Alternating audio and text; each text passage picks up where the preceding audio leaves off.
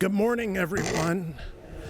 Good morning to Wake Up Newport, program brought to you by the Newport Chamber. I'm Alberto Sandoval, Assistant Vice Chancellor for Community and Government Relations at your university, UC Irvine. We've got a great program this morning, but let's hear from Steve Rosansky first. Okay, we're a little light here, a little weak, but I'll take it. Good morning, I'm Steve Rosansky, President and CEO of the Newport Beach Chamber of Commerce, and welcome to our September, I can't even believe we're in September already, the summer went so fast, September edition of Wake Up Newport. As Alberto alluded, we have a great speaker. I served on the Sanitation District for a little while when I was a city councilman here in Newport Beach, and they do a lot of great things over there, and hopefully you never need to think about them, because when you do, that's when we have problems. So I'm sure he'll be talking about that a little later.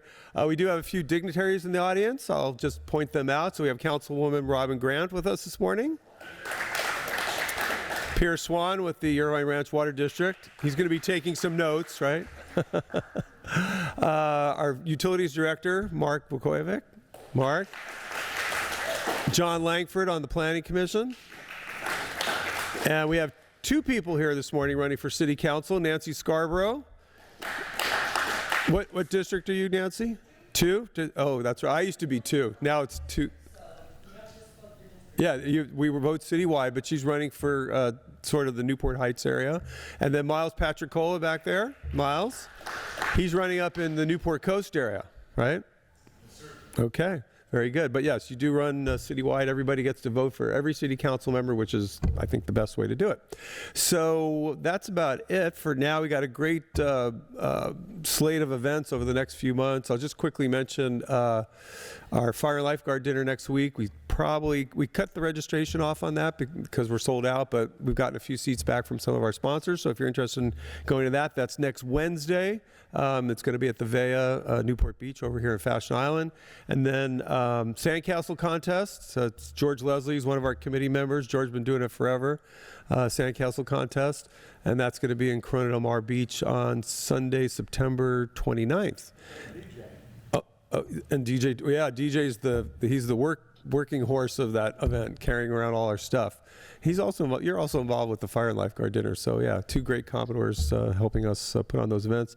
And then this week also out probably today or tomorrow on our website, our economic forecast event, October 3rd over at the Balboa Bay Resort. We're going to have Chris Schwartz again from UCI. He's the director for the Center of Investment and Wealth Management, and he's going to be giving us the crystal ball for 2025. So and then all the other events that we do. So just go to our website at newportbeach.com and you can find them there. With that, I'm going to turn it back over to Alberto. He'll introduce our speaker. Thank you.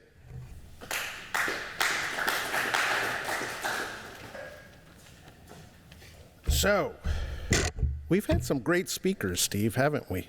Talking about transportation, water, now sanitation.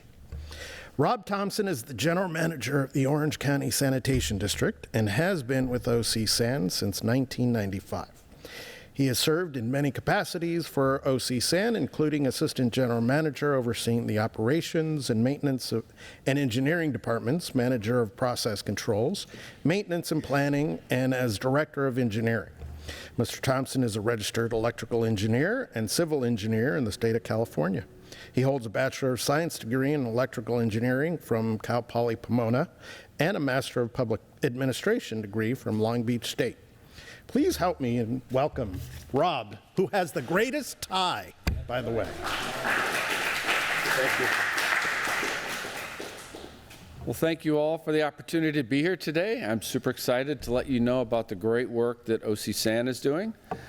Our mission is a history statement as much as it is our mission. It is to protect the public health and the environment by providing effective wastewater collection, treatment, and recycling. And the reason I say it's a history statement is we started way back in the 1920s, actually, to protect the public health. The idea was to get sewage out of the streets, no overflows, keep it out of the rivers, and get it in the ocean where it belongs. So we thank you, Newport Beach residents, for helping us back in the 1920s be the end of the pipe. There was no treatment. It was a different time then, thankfully. 1940s, growth happens, 50s come along, environmental movement starts, we start to do more treatment, and that's where we move from just environmental health protection to the environment. And OC San has been leading the way since the 1950s to convert everything that we have that is a biohazard, that is a problem, into a resource. So that's the last part of the statement, is to get into recycling. I'm going to talk through all that we have done to convert, again, that 190 million gallons of biohazard that comes at us every day into resources and a benefit for the community we serve. So our service area is from Seal Beach to La Habra along the LA County line, across to Yorba Linda, and then sort of down the backside of Irvine and Newport Coast. It's 2.6 million people. You'll notice a big cluster of purple pump stations in Newport Beach. It's one of the bigger effort areas for us in our collection systems. We have 8 pump stations here. So if you're on the peninsula, there are 3, A Street, 15th Street, and Lido. We try to hide them to the greatest extent possible. On PCH, coming from our plant in Huntington Beach toward this area, you're going to have Bitter Point, Rocky Point, Bay Bridge Pump Station, and Crystal Cove way down at the end of Newport Coast, and then the little outlier MacArthur Pump Station up in the northern end near the airport. What happens to pump stations? Pump stations are there to lift. So all the pipes are running by gravity. At some point, you're going to run into a hill between our plant and the source of the wastewater. We generally lift up the water and then let it flow down. The exception to that is from basically Bay Bridge all the way to Plant 2. That's a force main. That's actually a pressurized pipe where all the pump stations feeding into it are pressurizing the pipe and moving all that wastewater toward our plant in Huntington Beach. Great question. So we put a lot of effort into that. I'll take this opportunity to talk about the pump stations. We have, in the last 20 years, 25 years total, rebuilt almost all those pump stations I've talked about. We have rebuilt A, 15th, and Lido on the peninsula. We've relined the pipe. In fact, I'm going to save that because I think I have a better slide for it. So what are our facilities other than all those pipes and pump stations? We have our new headquarters building. If you're ever in the neighborhood, please drop by. It's a beautiful new building for our employees. We have about 660 employees authorized. So we are a big agency. A lot of regulatory work that we do, a lot of technical work. We're always investing in our plant. So a lot of engineers, a lot of inspectors, that sort of thing. In our new building, we have 2 treatment plants, one in Fountain Valley, one in Huntington Beach, both about 110 acres. Both can treat in wet weather maximum flow, about 320 million gallons a day. So that's quite a river of water that we have the ability to take as raw sewage and turn into clean water resources. So how that water gets to us is kind of laid out in this slide. Everything in blue is basically run by the city. They collect water from businesses, residents, industrial systems, even dry weather urban runoff. It's pumped into their system, which is all blue. Those pipes tend to be much smaller, and they are efficiently and effectively managed by Mark Vukovic, who does a fantastic job of managing the city's resources. He's a great partner to work with, and you should be very happy that you have him on staff. So, shameless plug, and he didn't pay me. But they are a great partner. We work with them hand in glove in this handover. So their system collects all this water, takes it to our regional lines. We then transport it through our pipes. Our pipes tend to be a little bit bigger. Spoiler alert, I'll go to the next. Our pipes can be 10 feet in diameter to give you a sense of scale.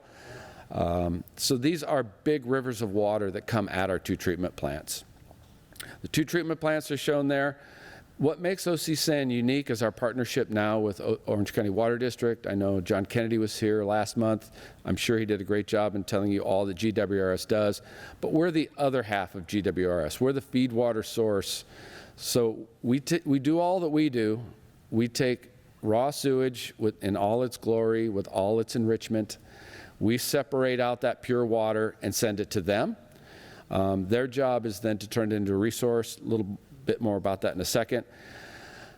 We made the decision as an organization to not go the status quo route. In the 1990s and early 2000s, we were looking at adding another ocean outfall. We were looking at future growth of Orange County. Flows were anticipated to grow. We needed more outfall capacity to deal with the wet weather issues and to deal with how old our infrastructure was getting. So we were starting down the path to put a new pipe to dispose of water to the ocean, and we said, there's probably a better way to spend $150 million, $200 million for that. Let's talk about investing that same thing with the water district into the groundwater replenishment system. So we have partners with Orange County Water District to go from being a water disposal agency to a water reclamation agency. And that's the kind of partnership that OC San has been interested in for the last really 50 years, is looking for partners. I'm going to talk about more partnerships that we're trying to develop. But that is the bedrock water partnership that set Orange County on a path toward water independence. Again, big pipes, 400 miles of them. Not all of them are that big, but as you get closer to the treatment plants, the majority get that big. So we receive our raw sewage, which is highly enriched water, as I like to think of it. What you see in the beaker there, I'll walk through the treatment steps. Keep in mind how clean they get. Treatment steps are preliminary treatment. Water comes to us, it's got everything under the sun. If you can fit it down a toilet drain, or someone can pry open a manhole and shove it through the manhole, it'll end up at our plant.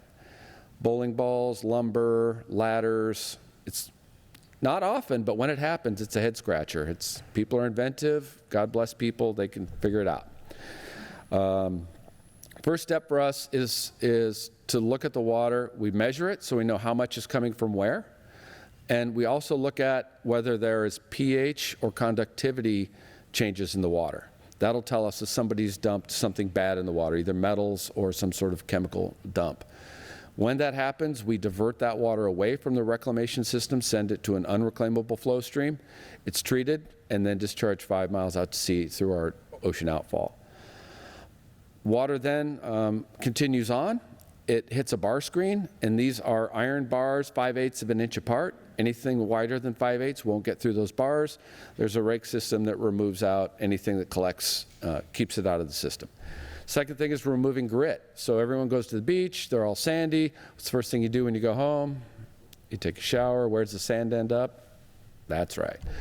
That doesn't help us at all, so we try and separate that out first. So eggshells, coffee grounds, sand, pebbles, anything that's non-reclaimable gets separated out and sent to a landfill. So that's the end of our non-reuse area. Water then continues to primary treatment, really sophisticated. Okay, not so much. They're big tanks with mechanisms that kind of scrape whatever settles and herd whatever floats into an area. We scrape off whatever floats. That's called scum. That's high energy raw material. We love that. We send it to a digester. I'll talk a little bit about that. Anything that sinks is called sludge. Again, pumped out of the bottom, sent to a digester, makes energy. Clean water then moves through. So it came to us about 350 parts per million stuff in there, dirty, I'll call it. After primary treatment, it's about 80 to 100 parts per million dirty, and then we move on to secondary treatment. Secondary treatment is biology. So gravity did primary, now biology is going to polish in secondary. So anything that's sugar or dissolved in that water that's biological, we want to take it away, because if we send that to the ocean, it's going to cause eutrophication. So it's like fertilizer for the ocean. Sea life grows, use up all the oxygen, you end up with a dead zone in the ocean. Don't want that. So secondary treatment is very, very important for the health of the ocean. It's also super critical for making sure the water is reclaimable by Orange County Water District.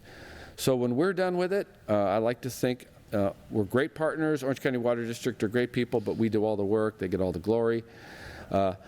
If they got, sorry, I'm going too fast. If they got the first beaker, their membranes would be useless. If it weren't for the 3 steps that we do up front and the source control to make sure there are no chemicals or no things that aren't treatable put in the water, like heavy metals or things like that, we do a lot of work to make sure the water quality is safe before it even hits the pipes with industrial discharges. If we hadn't done that work, then we wouldn't be in a position to go to that second line, which is microfiltration, reverse osmosis, and ultraviolet light disinfection.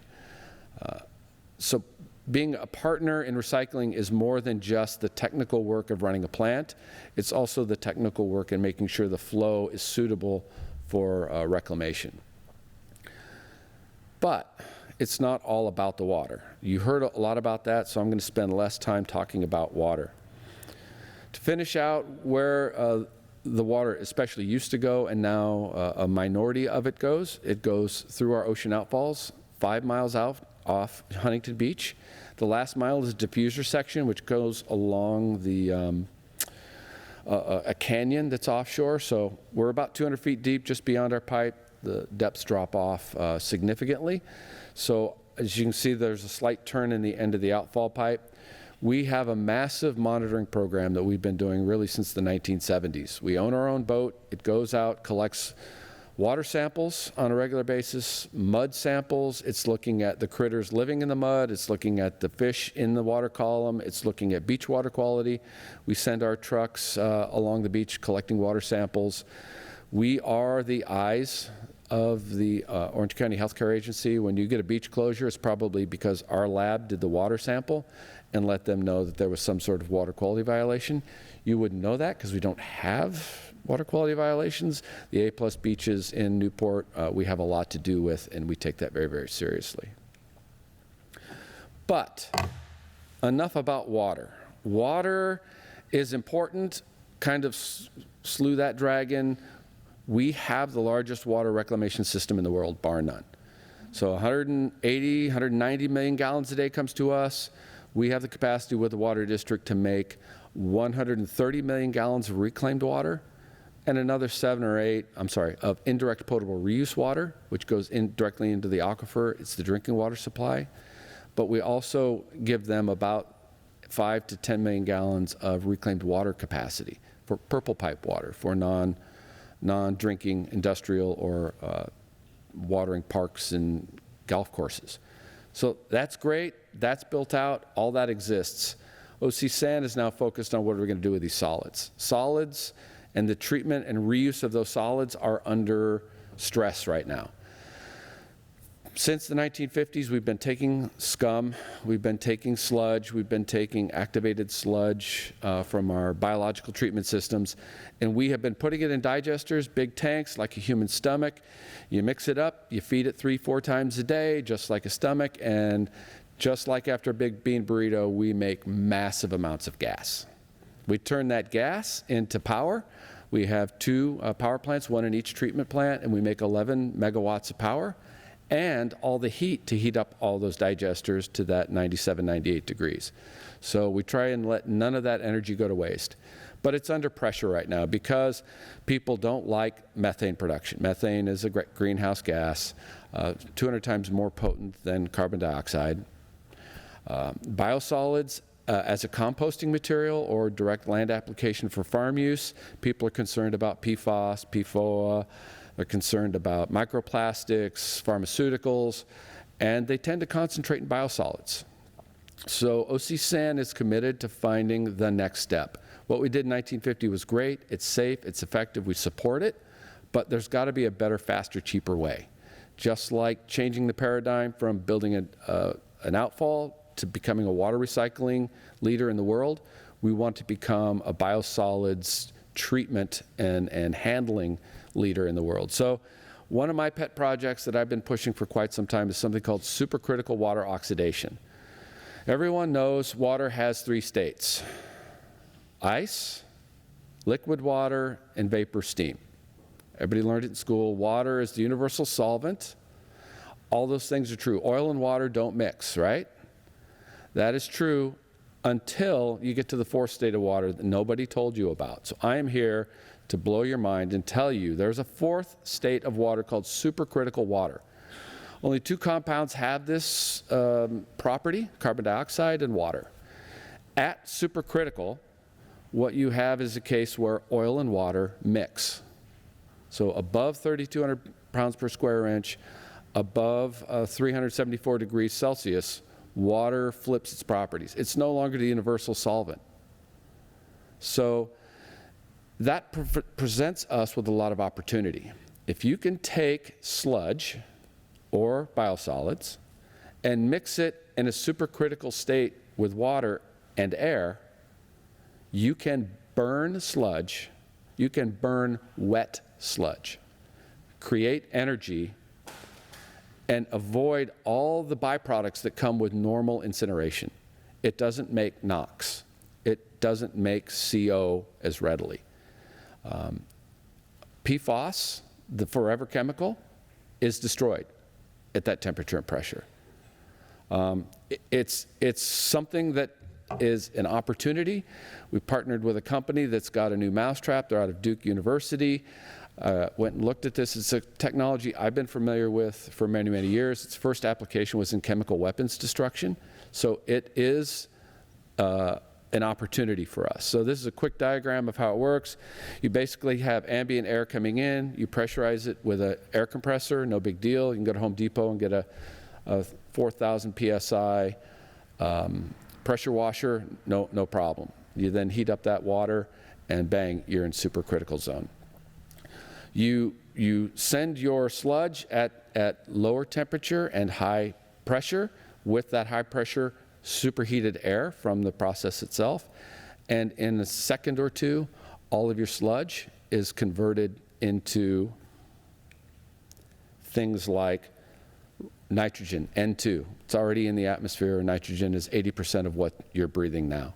It makes water. People say there's no such thing as new water. They're not telling the truth. Everything that's combustion is making water. You're making CO2 and water whenever you combust carbon chemicals, whether it's diesel, gas, or wood.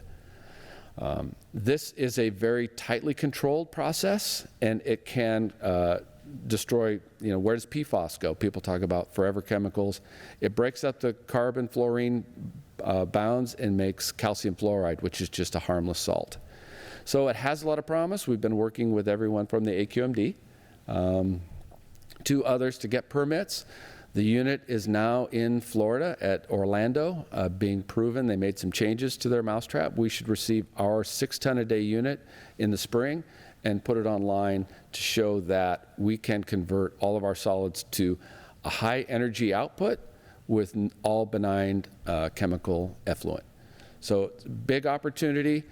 Obviously, anything that is biological is dead. There are no viruses. There are no bacteria that survive that temperature and pressure. It's a great opportunity to take a quantum leap forward in how wastewater treats solids.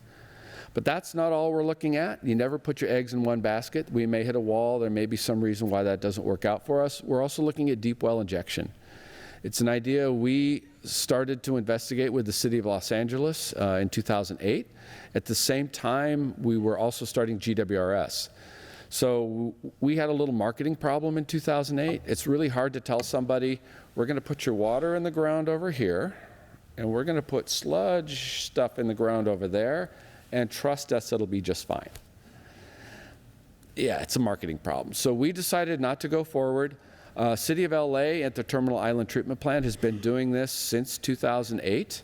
They have had stunning success. So the bottom of the aquifer at its deepest point is about 2,500 feet. We're talking about injection into a sand layer through many layers of sedimentary rock as you go down geologically.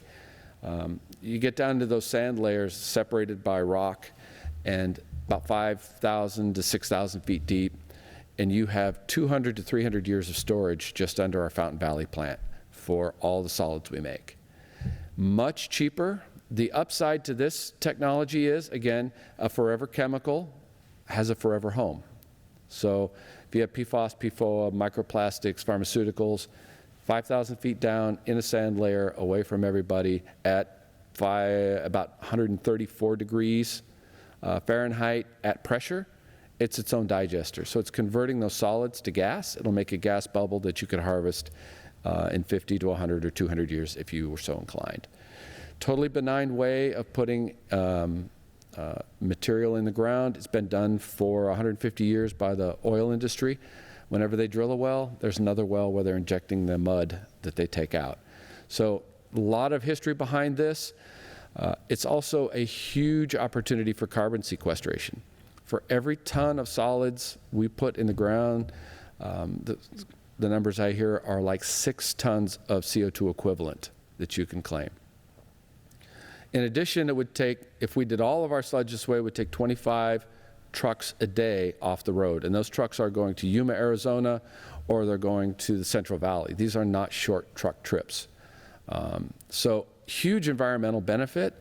With the carbon sequestration credits, this could actually be a much cheaper solution than even supercritical water oxidation.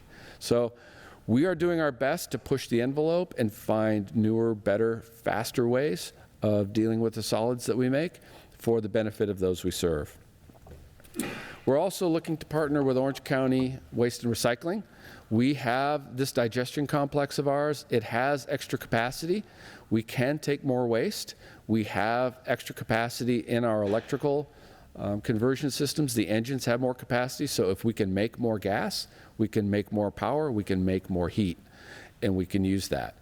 So the county is already talking about building their own digesters. We have spearheaded a consortium of all the wastewater operators in the county. There are people south of us, South Orange County Wastewater Authority, Molten Miguel Water District, Santa Margarita Water District. They all have digester complexes like we do, a little smaller, but we all have extra capacity.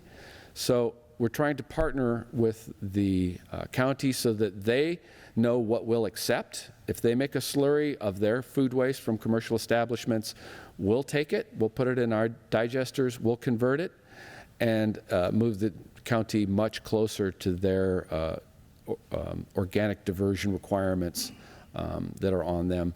It's a benefit to the cities they serve also, so we're just trying to make sure whatever the people of Orange County have already paid for, we're putting to maximum use in solving not just the original idea of 1950, but what we need in 2030, 2040. So that's a partnership we're looking to build. Again, our headquarters building, if you get a chance, come on by. It is a modern building. It is mass timber design. It is a great carbon sequestration example. But I'm an engineer. That's all great. Carbon, yeah, I hate it. But more importantly, it was cheaper to build because we're in crappy soil. If you are in Fountain Valley, it's called Fountain Valley for a reason.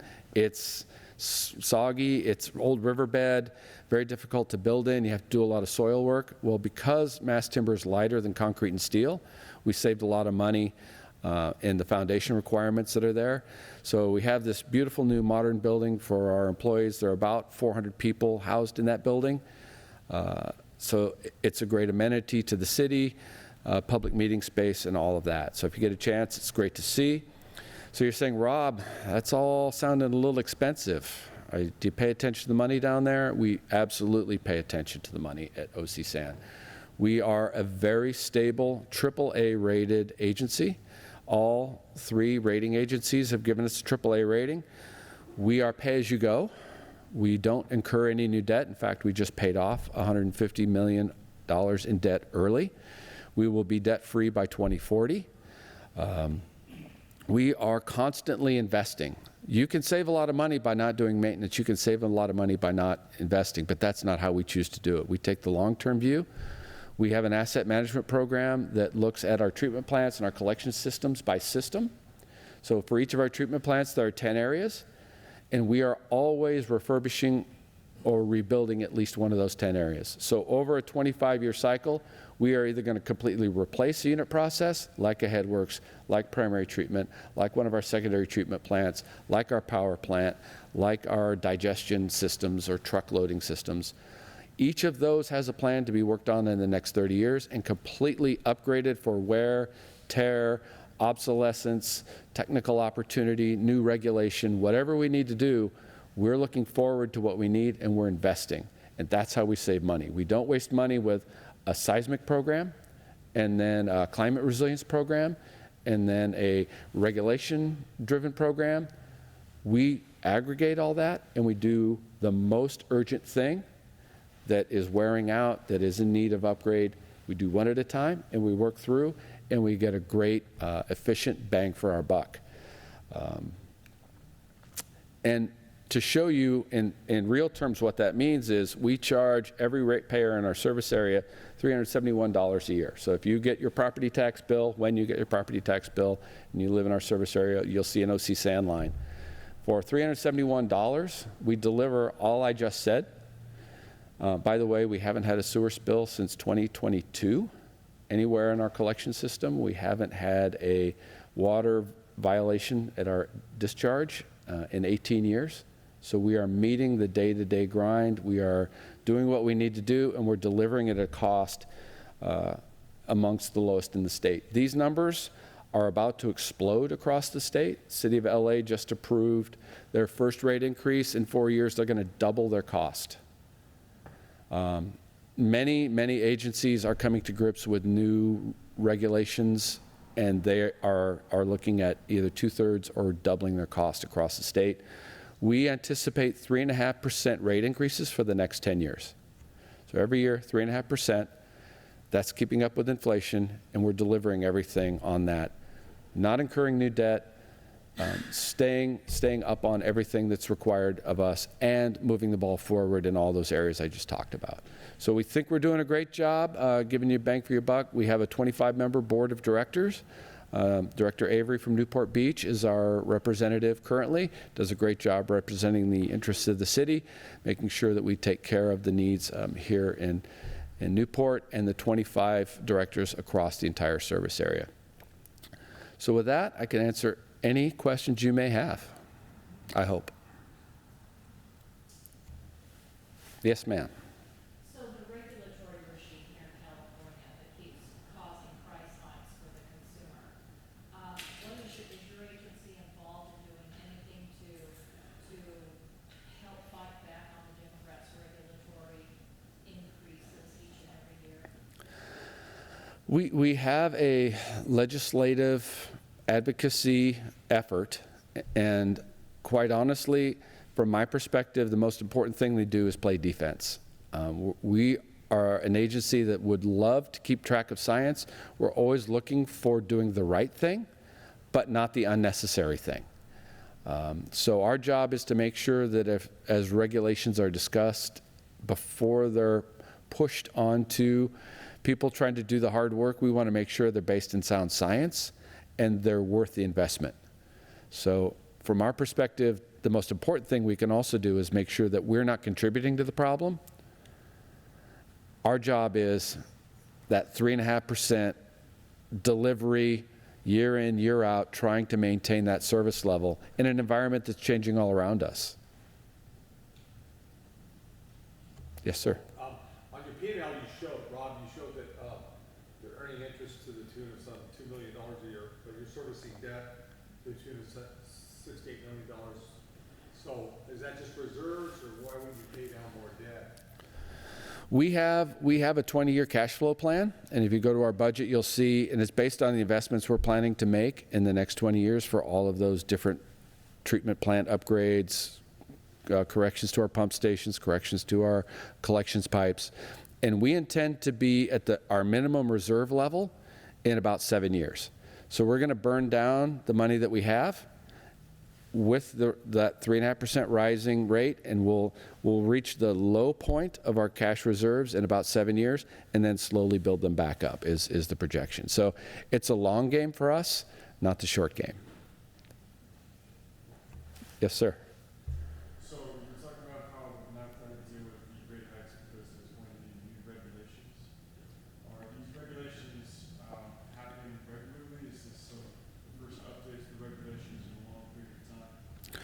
Regulations come at us from all quarters. We get them. There are regulations on the water we receive. There's regulations on the water we discharge. There's regulations on the air effluents in the plant. And each of those has 20 subparts. So there are regulations all around us. We have a fleet. We have a fleet of heavy trucks servicing our lines. There are regulations about doing away with diesel trucks, moving to electrification.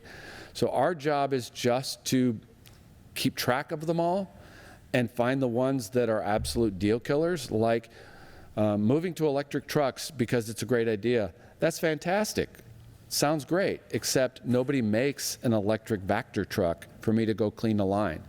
And if I'm having a sewer spill or I'm helping somebody else is having a sewer spill, I need that Vector truck on station for hours at a time. I can't just say, you know what, everybody, no flushing, we're busy. We've got to go charge the truck. So our job is to make sense and educate the regulators, and we've done a really good job of that. We've gotten a lot of help. When you come to them with science, with facts, we found it works for us to help limit unnecessary regulation. I had a couple over here first. Yes, sir. A few years back, excuse me, they were trying to build a desalination plant adjacent to your Huntington Beach.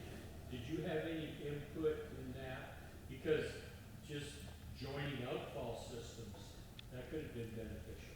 I know it was during your time frame. Yes, yes. The Poseidon plant in Huntington Beach, we were involved with them. There are problems, though, with the unintended consequences. Yes, it seems like that's a great place for them to put their effluent. Well, their effluent would be hypersaline effluent, and that would totally change the way our effluent mixed in the ocean. It would actually cause us some difficulty. So when you get down deep into the science, what appears to be sort of a natural connection sometimes isn't always what it seems. We were neutral to the whole thing. We try and stay in our wastewater world. We had no position on desal. It's, woo. Yes, sir. IRWD was not neutral. So, on electrification of the trucks, is that a state mandate? Yes, the state air quality, the CARB, California Air Resources Board, has a rule about how the adoption of heavy vehicles will move forward. Do you have a deadline to accomplish all that? Yes, we are. They gave you 3 options. As a public agency, we chose, I think, option 3, which allows us the maximum time as we're replacing our vehicles. We'll replace them with a cleaner version. And is that, I mean, so we have a electrified truck, what about the recharging of the battery? Is that truck going to be out of service for an extended period? It's a very technical question, but yeah, what about the recharging? That we agree with you 100%. We aren't ready to go there yet. We don't think the infrastructure is ready to go there yet. So we are happy with the way the rule worked out for us. We believe we have a sustainable outcome. Mark. Rob, you talked a little bit about your board. Can you just give us a quick rundown again as far as the board of directors, how that's made up again? So our board of If someone's interested in being on your board, how do you go to get there? all you have to do is become elected to your city, which is represented.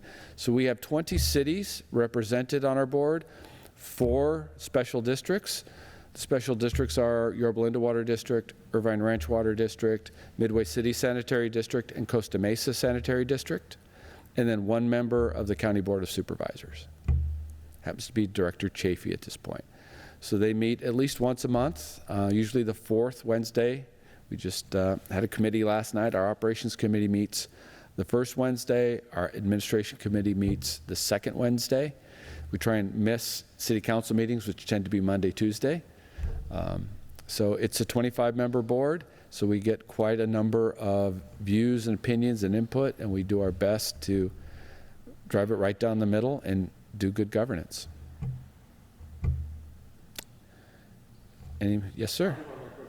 I've always, high school biology, right? There's a finite amount of water in the world that never changes. Okay, that's what. Combustion. And then, it's high school. And then number 2, what's the most crazy stuff you find coming into your system, the sewer system?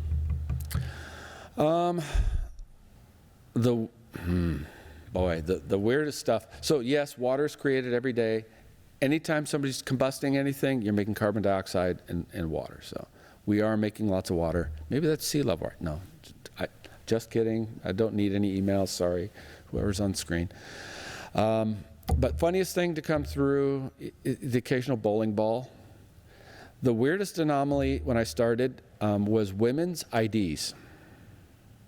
So the funny thing is, way back, this is 20-something years ago, they had a board on the wall where the bar screen stuff would come into the bin. One of the jobs is to rake the bin, make it level so you get the maximum fill of the bin. And if you were to come across money, nobody ever found money or would admit to it. But on the wall, they had IDs, like driver's licenses. And there was one man and probably 40 women's. And think about it. You're at a bar. Women don't carry wallets. Where do they put their ID? Back pocket. That's the weirdest. And it took me a while to figure that out as a guy. But lumber. How do you get a 4x4 timber 10 feet long in a pipe? And somebody did work somewhere. And rather than haul it out, that's all we can come up with. Pillow plugs, every once in a while there's something called a pillow plug. If you want to plug, how do you stop flow in a 60-inch pipe? Something called a pillow plug. It's a big bag. You put it in there, you fill it with high pressure air, and it'll expand till it hits the edges of the pipe. And with enough pressure, it'll hold, and the pipe can back up while they're doing work. Every once in a while, a contractor will lose one of those. The air hose will come off and break, and it'll get washed down. And it becomes, everyone's trying to find it because they don't want it to clog the pipe by getting stuck somewhere. But invariably, they'll come through and hit our bar screens. And somebody will be there waiting for it with a crane.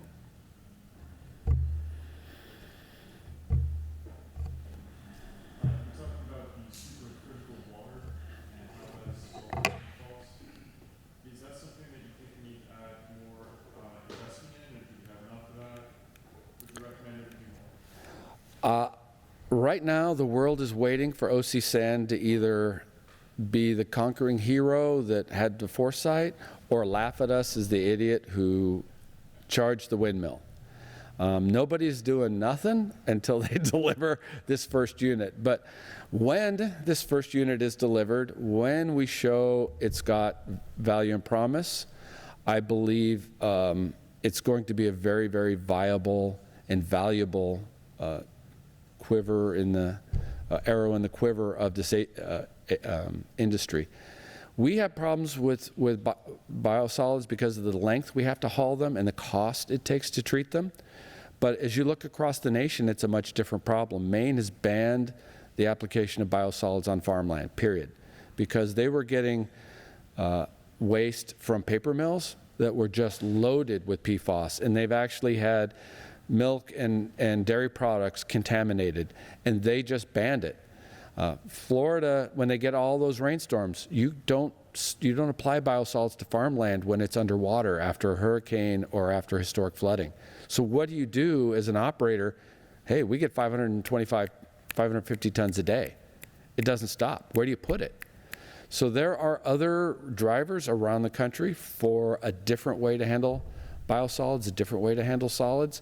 So I think once we show that this is viable, you're going to see a shift, because most people aren't our size. We're the 6th largest in the country by population served. A 5 or 6 ton unit will serve probably 70% of the plants in this country, and it's a sure thing. We're spending about $8 million on our project to demonstrate 6 tons. Obviously, as you scale it up, it should get cheaper. We're hoping, when we started this, to buy 200-ton units. I think looks like the people we're working with are now talking about 100-ton units. So we would have several trains of those units, just like we have multiple pumps. We would have multiple trains of that if it becomes part of the solution for us. The deep aquifer injection program in Terminal Island, they're on the outside of the ocean side of the Newport Fault. I assume that you're looking at doing the same thing, putting it on the other side of the Newport Inglewood No. Anybody else? The geology, our problem is Plant 2, Huntington Beach, isn't adjacent to the fault. It isn't near the fault. It's smack dab on it. So that's actually not the place probably to locate this. Fountain Valley, in the initial study we did back in 2008, looks like the much more suitable opportunity for us. It's oil-free, but it's the same Repetto geological form. They go back in time, and the different eons or whatever, the geologists all have names that are pretty cool. We're at 5,200 feet down in that Repetto geological formation, and it's locked away with layers of shale that separate that from the water strata. It's just a better spot, apparently. Well, thank you very much, Rob. Really appreciate it. Thank you. That was really insightful. Thank you. Everyone in this county should be grateful to the work you and your team do, especially every morning. They should be thinking about you. All right. To close us out, Steve Rosansky.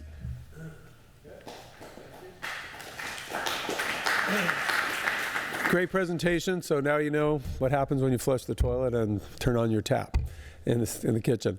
Our next program next month is October 3rd. October 3rd, and Sue Parks, I always forget, United Way?